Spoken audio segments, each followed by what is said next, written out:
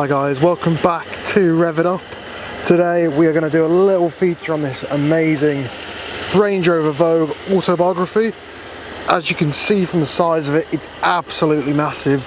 Yeah, this is a wide angle lens and you can really see how big it is.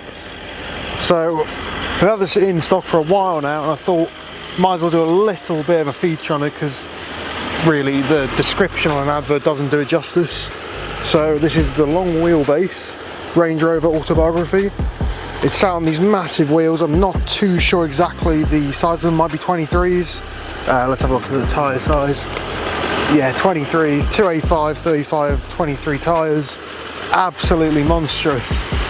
On a day like this, which according to the car inside, it's actually saying 35 degrees, which I'm not sure how true that is, but it's definitely a hot day. So I'm going to go into the car now, run you through a bit of the spec on it. Yeah, just show you what it's like to actually be inside.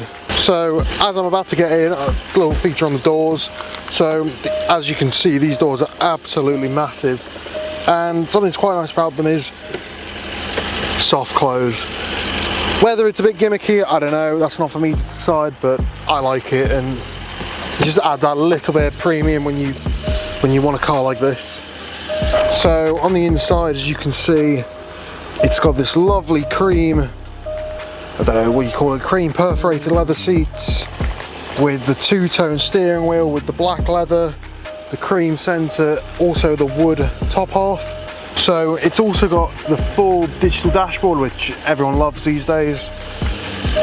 But let me just get into the back a sec, if I can get in with these massive doors. Like, look at the size of that. That's ridiculous. So it's also got these sunshades on, which is lovely. So when you get into the back of here, it really turns into why this car is such a premium vehicle. So obviously being the Autobiography, it's got it embossed on the headrest there, on the centre seat. So as I climb in now, also Autobiography on the door sills. As I get in, you can really see how much legroom you have.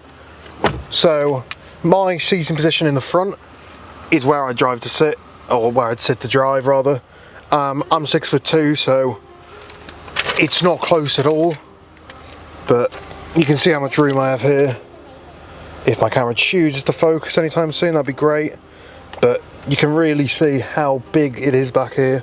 You got full climate control back here for the rear seat passengers, as well as this massive panoramic sunroof, which I do actually have the blind closed at the moment just because it's that hot out.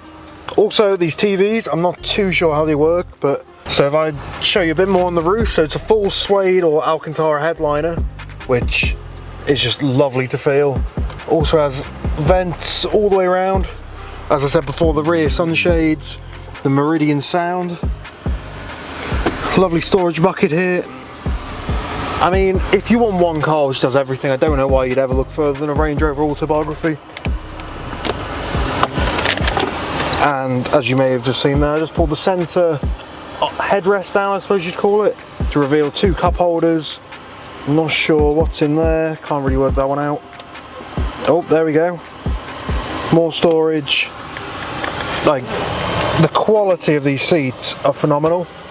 So a nice feature I've just discovered in the back of here as well.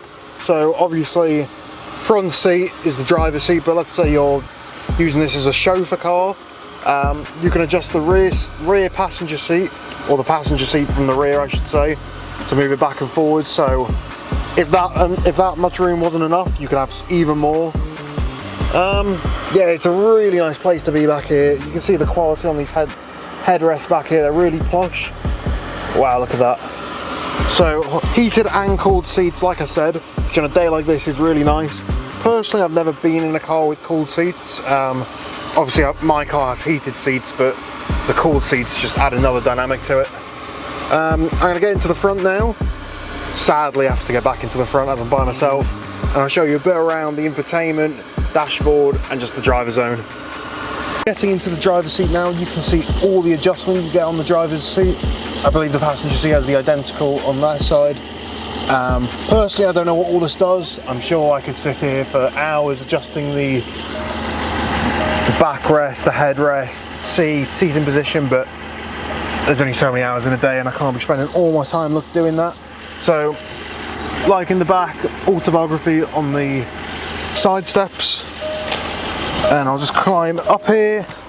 Thankfully, I already put the cooled seat on when I drove here, so it's lovely and cool in here. Lovely cold seat. I'll open the roof so you can see just how big it is.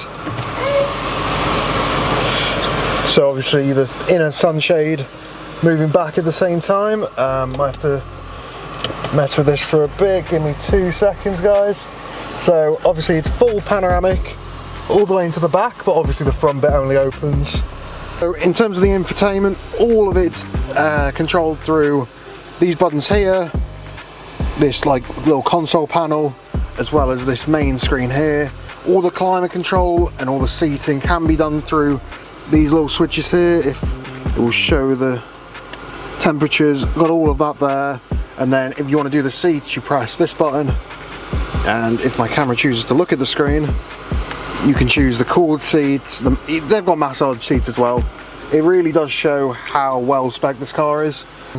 Steering wheel is got these leather black pieces at the side, as well as the main to match the interior cream bit in the centre, all with lovely stitching, as well as the wooden top surface. Full digital dashboard, paddles, paddle shifters. I believe this also has air suspension to lower the back down when you're trying to load something big, which, I mean, you can't really complain about. This obviously is a Range Rover, so it's good at going off-road. Armrest in the front for the passenger seat and driver. To be honest, guys, I don't know why you'd ever not want a car like this. It's a daily, even if it's your only car. I believe this is the 4.4 litre V8 diesel one, so it's got plenty power. So guys, I've just been for a little drive in the Range Rover Autobiography, and what a car it is. You get the luxury interior, but you also get a bit of grunt from the V8 if you need it.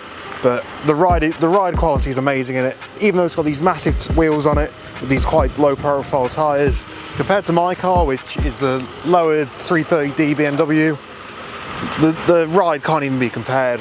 I thought that ride isn't too bad, even though it's lowered, but this, it just glides over every bump, every pothole.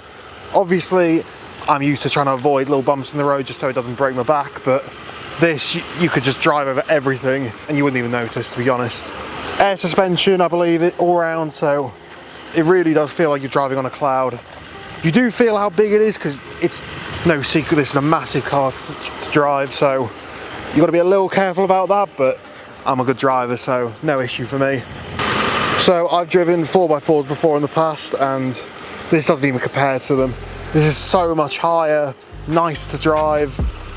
It's I suppose it's near the expensive end on the 4x4 range, but you get what you pay for with this. I hope what I've shown in the interior really shows, especially the back seats, which probably the main selling point in this car, bear in mind it's a long wheelbase. I pulled up alongside an XC90 just now at a set of traffic lights, and I looked down into the driver.